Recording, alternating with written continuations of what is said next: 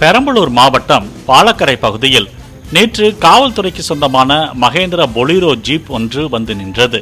அப்போது போலீசார் கதவை திறந்தபோது உரிமையாளரை பிரிந்து அதே பகுதியில் சுற்றி திரிந்த நாய் ஒன்று போலீஸ் ஜீப்பில் ஏறி டிரைவர் இருக்கை அருகே அமர்ந்து கொண்டது. இதனை கண்ட போலீசார் நாயை விரட்ட பல முயற்சிகளை கையில் எடுத்தும் நான் போக மாட்டேன் சார் என்பது போல ஜம் என்று உட்கார்ந்து கொண்டது.